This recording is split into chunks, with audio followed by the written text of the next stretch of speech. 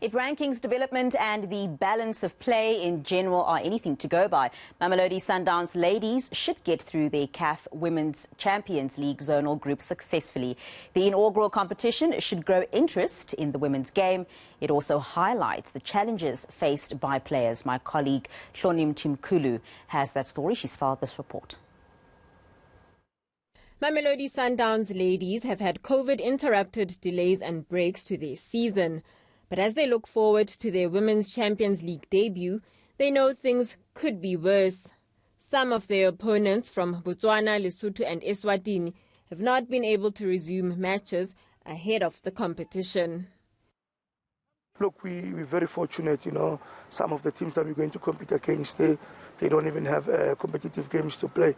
Look, the resumption of the league, it came at the right time, so that these games we can take them more as our match practice towards the CAF Cup. So the coach has to be very, very careful in terms of balancing the team. Excited players see the inaugural edition of this CAF tournament as an opportunity to close the many gaps that exist in women's football. First and foremost, I'd like it to grow the women's football because especially in Africa, we don't have development teams, we don't have a lot of structure, we don't have facilities.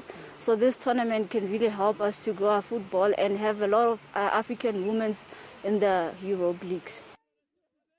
One player who has experience playing abroad knows the impact that exposure from the Champions League could generate.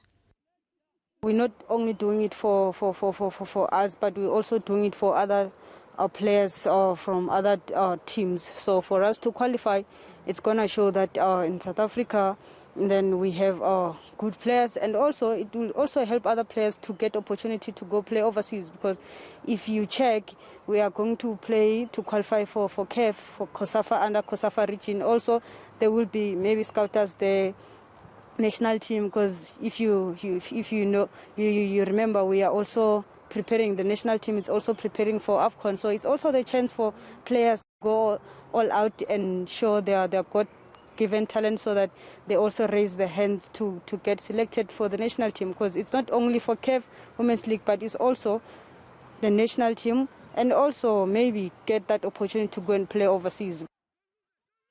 The Southern African region's CAF Champions League qualifiers take place in Durban from the 26th of this month.